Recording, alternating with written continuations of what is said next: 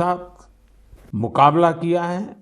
मैं आदरपूर्वक, हृदयपूर्वक सभी नागरिकों की सराहना करना चाहता हूं, जिन लोगों ने आगे बढ़कर राहत और बचाव के कार्य में हिस्सा लिया। ऐसे सभी लोगों की जितनी सराहना करें उतनी कम है। मैं उन सबको सैल्यूट करता हूं। केंद्र, राज्य सरकारें और स्थानीय प्रशासन सभी एक साथ मिलकर इस आपदा का सामना करने में जुटे हुए हैं। मैं उन सभी लोगों के प्रति अपनी संवेदना व्यक्त करता हूं, जिन्होंने अपने करीबियों को खोया है। हम सभी इस मुश्किल घड़ी में उन लोगों के साथ मजबूती से खड़े हैं, जिन्होंने इस आपदा का नुकसान झेला है। मेरे प्यारे देशवासियों, चुनौती कितनी ही बड़ी हो, भारत का विजय का संकल्प भी हमेशा उतना ही बड़ा रहा है।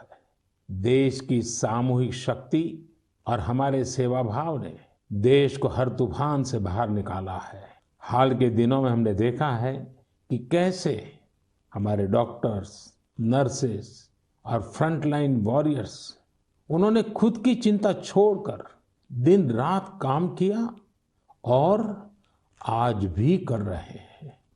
इस सब के बीच कई लोग ऐसे भी हैं जिनकी कोरोना की सेकंड वेव से लड़ने में बहुत बड़ी भूमिका रही है। मुझसे मन की बात के कई श्रोताओं ने नमो ऐप पर और पत्र के द्वारा इन वॉरियर्स के बारे में चर्चा करने का आग्रह किया है। साथियों, जब सेकंड वेव आई, अचानक से ऑक्सीजन की मांग कई गुना बढ़ गई, तो बहुत बड़ा चैलेंज था। मेडिकल ऑक्सीजन का देश के दूर सुदूर हिस्सों तक पहुंचाना अपने आप में बड़ी चुनौती थी। ऑक्सीजन टैंकर ज़्यादा तेज चले, छोटी सी भी भूल हो तो उसमें बहुत बड़े विस्फोट का खतरा होता है। इंडस्ट्रियल ऑक्सीजन का उत्पादन करने वाले काफ़ी प्लांट देश के पूर्वी हिस्सों में हैं।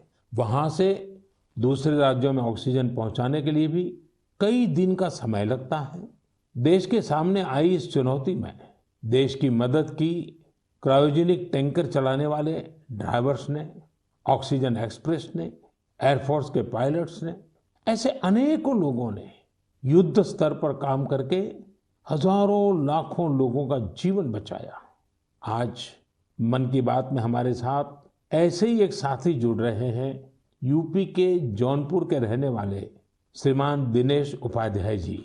दिनेश जी, नमस्कार। सर जी प्रणाम। सबसे पहले तो मैं चाहूंगा कि आप जरा अपने बारे में हमें जरूर बताइए। सर, हमारा नाम दिनेश बाबुलनाथ उपाध्याय है। मैं गांव हसनपुर, पोस्ट जमुआ, जिला जौनपुर का निवासी हूं सर। उत्तर प्रदेश से हैं? हाँ सर जी। और सर, हमारा एक लड़का है, 2 लड़की और औरत और माँ बाप। और आप क्या करते हैं? सर, मैं ऑक्सीजन का टैंकर चलाता हूं सर, लिक्विड ऑक्सीजन का। बच्चों की पढ़ाई ठीक से हो रही है? हाँ सर, बच्चों की पढ़ाई हो रही है। लड़कियां भी पढ़ रही हैं दोनों, और मेरा लड़का भी पढ़ रहा है सर। ये ऑनलाइन पढ़ाई भी ठीक से चलती है उनकी? हाँ सर, अच्छे ढंग से कर रहे हैं। अभी बच्चियां हमारी पढ़ रही हैं, ऑनलाइन में ही पढ़ रही हैं सर। सर, 15 से 17 साल हो गया सर मैं ऑक्सीजन का टैंकर चलाता हूं सर। अच्छा, आप ये 15-17 साल से सिर्फ ऑक्सीजन लेके जाते हैं, तो सिर्फ ट्रक ड्राइवर नहीं है आप, एक प्रकार से लाखों का जीवन बचाने में लगे हैं। सर, हमारा काम ही ऐसा है सर ऑक्सीजन टैंकर का, कि हमारी जो कंपनी है आयनोक्स कंपनी, वो भी हमारा लोग का बहुत ख्याल करती है। और हम लोग कहीं भी जाके ऑक्सीजन खाली करते हैं तो हमें बहुत खुशी मिलती है सर। लेकिन अभी कोरोना के समय में आपकी जिम्मेदारी बहुत बढ़ गई है। हाँ सर, बहुत बढ़ गई है। जब आप अपने ट्रक की ड्राइविंग सीट पर होते हैं तो आपके मन में क्या भाव होता है? पहले की तुलना में क्या अलग अनुभव? काफी दबाव भी रहता होगा, मानसिक तनाव रहता होगा, परिवार की चिंता, कोरोना का माहौल, लोगों की तरफ से दबाव, मांगे, क्या कुछ होता होगा? सर, हमें कोई चिंता नहीं होता। हमें खाली यही होता है कि मैं अपना जो कर्तव्य कर रहा हूँ सर जी, वो हम टाइम पे लेके, अगर हमारे ऑक्सीजन से किसी को अगर जीवन मिलता है तो ये हमारे लिए बहुत गौरव की बात है। बहुत उत्तम तरीके से आप अपनी भावना व्यक्त कर रहे हो। अच्छा, ये बताइए, आज जब इस महामारी के समय लोग आपके काम के महत्व को देख रहे हैं, जो शायद पहले इतना नहीं समझा होगा, अब समझ रहे हैं, तो क्या आपके और आपके काम के प्रति उनके नजरिए में परिवर्तन आया है? हाँ सर जी। अभी पहले हम ऑक्सीजन के ड्राइवर कहीं भी जाम में इधर उधर फंसे रहते थे, लेकिन आज के डेट में प्रशासन ने भी हमारा लोग का बहुत हेल्प किया। और जहां भी हम जाते हैं, हम भी, हमारे अंदर से एक जिज्ञासा आती है, हम कितने जल्दी पहुंच के लोगों की जान बचाएं सर। चाहे खाना मिले चाहे न मिले, कुछ भी दिक्कत हो, लेकिन हम हॉस्पिटल पहुंचते हैं जब टैंकर लेके, और देखते हैं कि हॉस्पिटल वाले हम लोग को वी का इशारा करते हैं, उनके फैमिली लोग जिसके घर वाले एडमिट होते हैं। अच्छा, विक्ट्री का भी बताते हैं? हाँ सर, वी बताते हैं, कोई अंगूठा दिखाता है।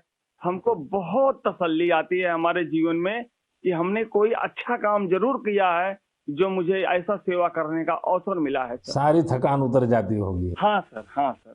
तो घर आकर के बच्चों से बातें बताते हो आप सब? नहीं सर, बच्चे तो हमारे गांव में रहते हैं। हम तो यहाँ आइनॉक्स एयर प्रोडक्ट में मैं ड्राइवरी करता हूँ। 8-9 महीने के बाद तब घर जाता हूँ। तो कभी फोन पे बच्चों से बात करते होंगे तो? हाँ सर, बराबर होता है। तो उनके मन में रहता होगा, पिताजी जरा संभालिए ऐसे समय। सर जी, वो लोग बोलते हैं पापा काम करो लेकिन अपने सेफ्टी से करो, और हम लोग सर सेफ्टी से काम करते हैं। हमारा मानगांव प्लांट भी है और आइनॉक्स बहुत हमारा लोग का हेल्प करता है। चलिए दिनेश जी, मुझे बहुत अच्छा लगा आपकी बातें सुन करके, और देश को भी लगेगा कि इस कोरोना की लड़ाई में कैसे कैसे किस प्रकार से लोग काम कर रहे हैं। आप 9-9 महीने तक अपने बच्चों को नहीं मिल रहे हैं, परिवार को नहीं मिल रहे हैं, सिर्फ लोगों की जान बच जाए। जब ये देश सुनेगा ना, देश को गर्व होगा कि लड़ाई हम जीतेंगे, क्योंकि दिनेश उपाध्याय जैसे लाखों लाखों ऐसे लोग हैं जो जी जान से जुटे हुए हैं। सर जी, हम लोग कोरोना को किसी ना किसी दिन जरूर हराएंगे सर जी। चलिए दिनेश जी, आपकी ये भावना, यही तो देश की ताकत है। बहुत बहुत धन्यवाद दिनेश जी, और आपके बच्चों को मेरे आशीर्वाद कहिएगा। ठीक है, प्रणाम। धन्यवाद। प्रणाम। धन्यवाद। साथियों, जैसा कि दिनेश जी बता रहे थे, वाकई जब एक टैंकर ड्राइवर ऑक्सीजन लेकर अस्पताल पहुंचते हैं तो ईश्वर के भेजे गए दूत ही लगते हैं। हम समझ सकते हैं कि ये काम कितनी जिम्मेदारी का होता है और इसमें कितना मानसिक दबाव भी होता है। साथियों, चुनौती के इसी समय में ऑक्सीजन के ट्रांसपोर्टेशन को आसान करने के लिए भारतीय रेल भी आगे आई है। ऑक्सीजन एक्सप्रेस, ऑक्सीजन रेल ने सड़क पर चलने वाले ऑक्सीजन टैंकर से कहीं ज्यादा तेजी से, कहीं ज्यादा मात्रा में ऑक्सीजन देश के कोने कोने में पहुंचाई। माताओं बहनों को ये सुनकर गर्व होगा कि एक ऑक्सीजन एक्सप्रेस तो पूरी तरह महिलाएं ही चला रही हैं। देश की हर नारी को इस बात का गर्व होगा।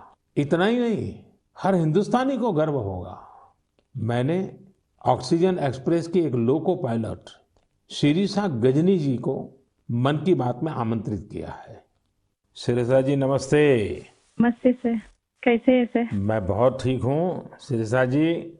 मैंने सुना है कि आप तो रेलवे पायलट के रूप में काम कर रही है, और मुझे बताया गया कि आपकी पूरी महिलाओं की टोली ये ऑक्सीजन एक्सप्रेस को चला रही है। शिरीषा जी, आप बहुत ही शानदार काम कर रही हैं।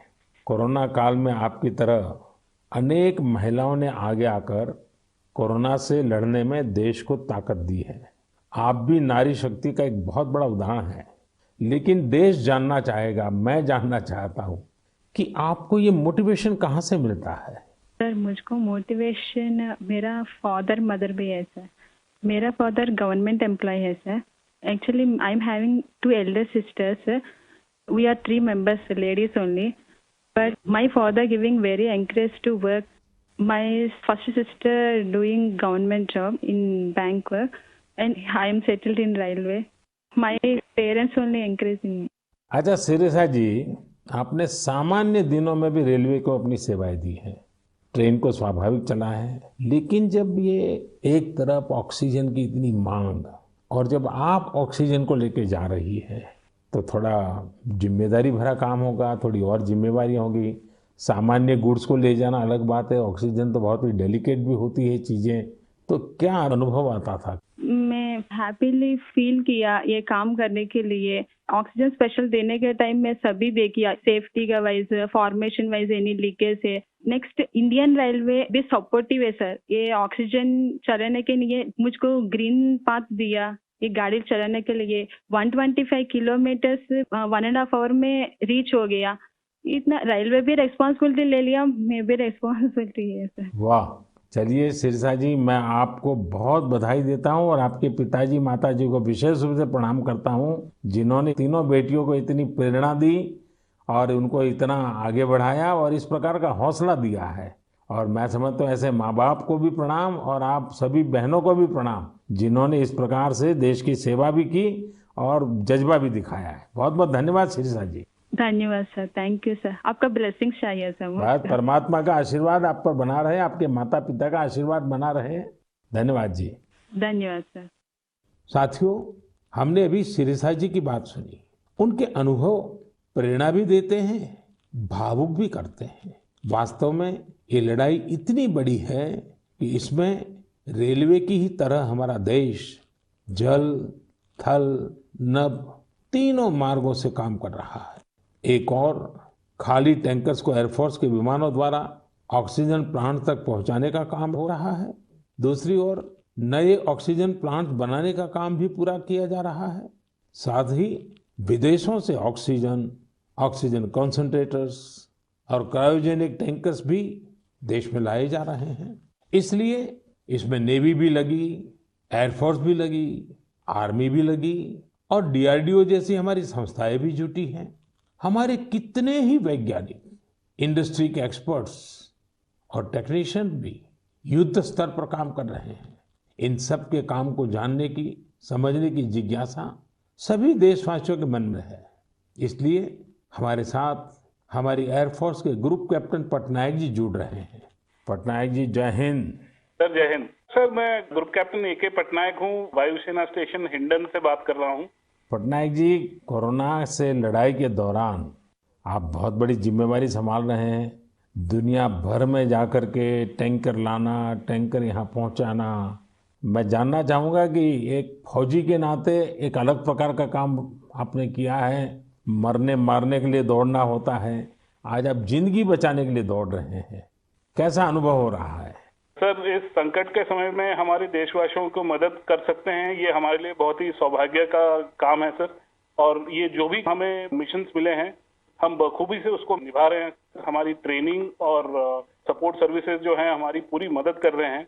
और सबसे बड़ी चीज है सर, इसमें जो हमें जॉब सेटिस्फैक्शन मिल रही है वो बहुत ही हाई लेवल पे है और इसी की वजह से हम कंटिन्यूअस ऑपरेशंस कर पा रहे हैं। कैप्टन, आप इन दिनों जो प्रयास किए हैं और वो भी कम से कम समय में सब कुछ करना पड़ा है, उसमें अभी इन दिनों क्या रहा आपका? सर, पिछले 1 महीने से हम कंटिन्यूअसली ऑक्सीजन टैंकर्स और liquid oxygen containers domestic destination और इंटरनेशनल डेस्टिनेशन दोनों से उठा रहे हैं सर। करीब 1600 सॉर्टी से ज्यादा एयरफोर्स कर चुकी है और 3000 से ज्यादा घंटे हम उड़ चुके हैं।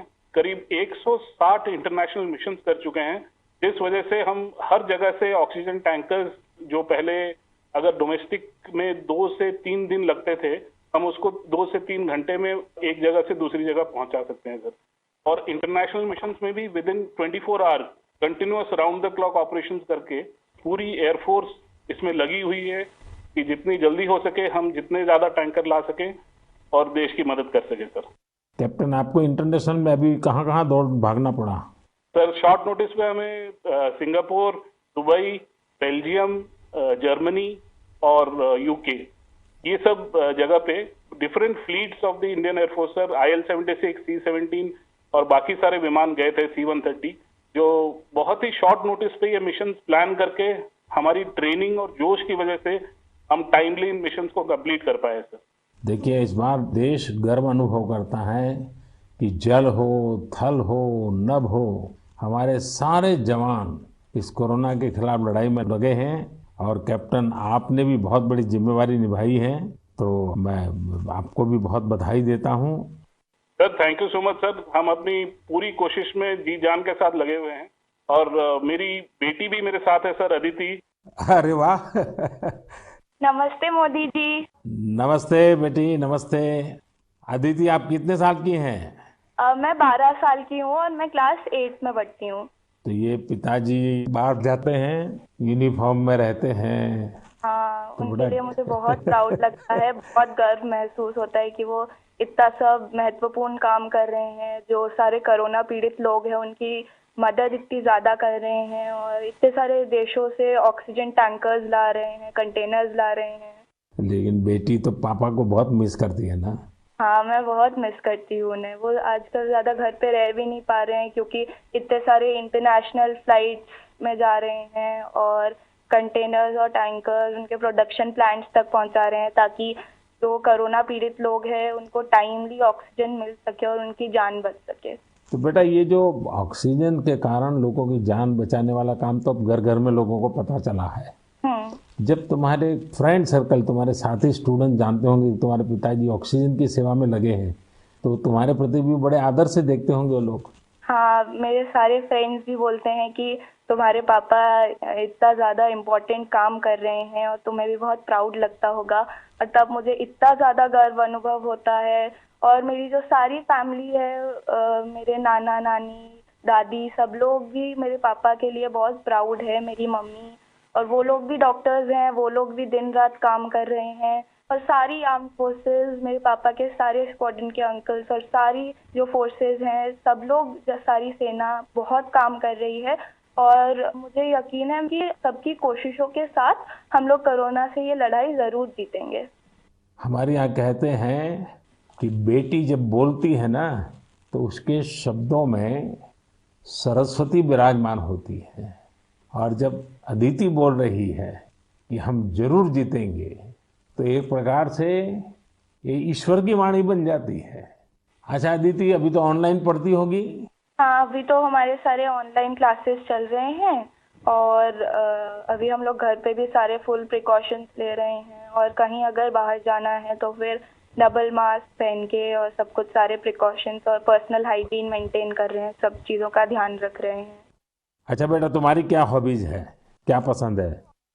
मेरी हॉबीज हैं कि मैं स्विमिंग और बास्केटबॉल करती हूँ, पर अभी तो वो थोड़ा बंद हो गया है। और इस लॉकडाउन और कोरोना वायरस के दौरान मैंने बेकिंग और कुकिंग का बहुत ज़्यादा मुझे शौक है। और मैं अभी सारे बेकिंग और कुकिंग करके, जब पापा इतना सारा काम करके आते हैं तो मैं उनके लिए कुकीज़ और केक बनाती हूँ। वाह वाह वाह। चलिए बेटा, बहुत दिनों के बाद तुम्हें पापा के साथ समय बिताने का मौका मिला है, बहुत अच्छा लगा। और कैप्टन, आपको भी मैं बहुत बधाई देता हूँ। लेकिन जब मैं कैप्टन को बधाई देता हूँ, मतलब सिर्फ आपको ही नहीं, सारे हमारे फोर्सेस, जल थल नभ, जिस प्रकार से जुटे हुए हैं, मैं सबको सैल्यूट करता हूँ। धन्यवाद भैया। Thank you sir.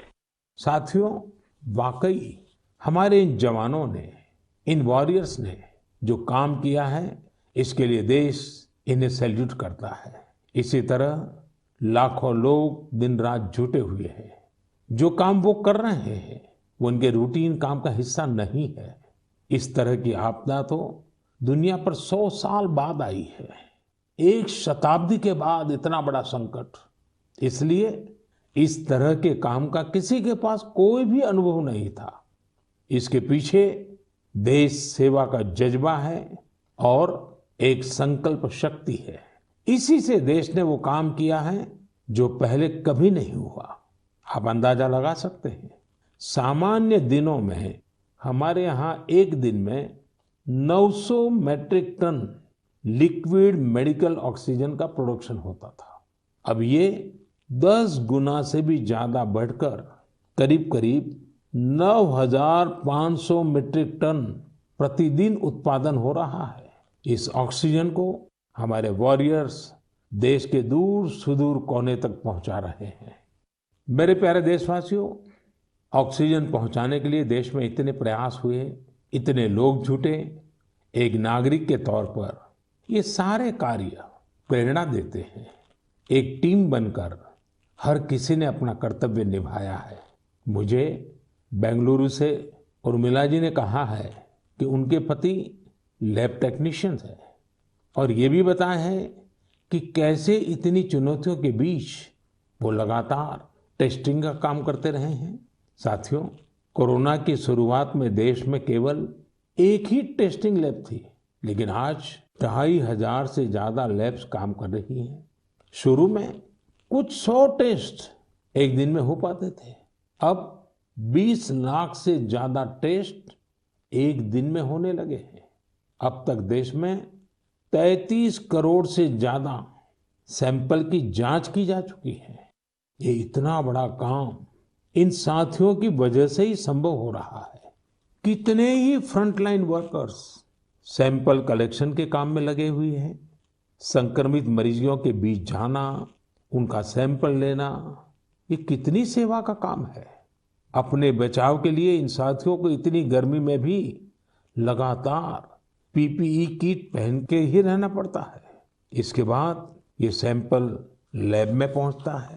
इसलिए जब मैं आप सबके सुझाव और सवाल पढ़ रहा था तो मैंने तय किया कि हमारे इन साथियों की भी चर्चा जरूर होनी चाहिए।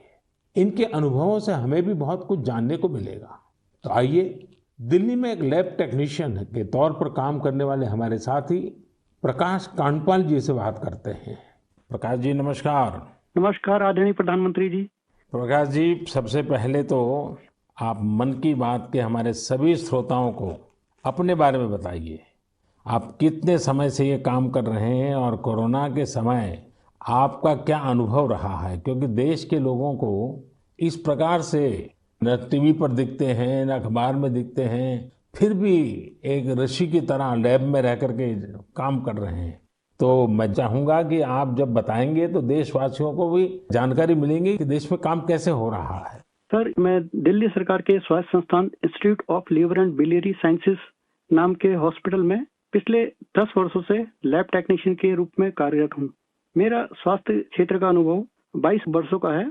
आईएलबीएस से पहले भी मैं दिल्ली के Apollo hospital, Rajiv Gandhi cancer hospital, rotary blood bank जैसे प्रतिष्ठित संस्थान में काम कर चुका हूँ। सर, यद्यपि सभी जगह मैंने रक्त कोष विभाग में अपनी सेवाएं दी, परंतु पिछले वर्ष 1 अप्रैल 2020 से मैं आईएलबीएस के वायरोलॉजी डिपार्टमेंट के अधीनस्थ कोविड टेस्टिंग लैब में कार्य कर रहा हूँ। निस्संदेह कोविड महामारी में स्वास्थ्य एवं स्वास्थ्य से संबंधित सभी साधन संसाधनों पर अत्यधिक दबाव पड़ा, पर मैं इस संघर्ष के दौर को निजी तौर पर इसमें ऐसा अवसर मानता हूँ जब राष्ट्र, मानवता, समाज हमसे अधिक उत्तरदायित्व, सहयोग, हमसे अधिक सामर्थ्य और हमसे अधिक क्षमता के प्रदर्शन की अपेक्षा करता है और आशा करता है। और सर, जब हम राष्ट्र के, मानवता के, समाज की अपेक्षा के और आशा के अनुरूप अपने स्तर पर, जो कि एक बूंद के बराबर है, हम उस पर काम करते हैं, खरा उतरते हैं, तो एक गौरव की अनुभूति होती है। कभी जब हमारे घर वाले भी आशंकित होते हैं या थोड़ा उन्हें भय लगता है, तो ऐसे अवसर पे उनको स्मरण कराता हूँ कि हमारे देश के जवान, जो कि सदैव ही परिवार से दूर सीमाओं पर विषम और असामान्य परिस्थितियों में देश की रक्षा कर रहे हैं, उनकी तुलना में तो हमारा जोखिम जो है कम है, बहुत कम है। तो वो भी इस चीज को समझते हैं और मेरे साथ में एक तरह से वो भी सहयोग करते हैं और वो भी इस आपदा में समान रूप से जो भी सहयोग है उसमें अपनी सहभागिता निभाते हैं। प्रकाश जी, एक तरफ सरकार सबको कह रही है कि दूरी रखो, दूरी रखो, कोरोना में एक दूसरे से दूर रहो, और आपको तो सामने से होकर के कोरोना के जीवाणुओं के बीच में रहना ही पड़ता है, सामने से जाना पड़ता है। तो ये अपने आप में एक जिंदगी को संकट में डालने वाला मामला रहता है, तो परिवार को चिंता होना बहुत स्वाभाविक है। लेकिन फिर भी ये लैब टेक्नीशियन का काम सामान्य संजोगों में एक है,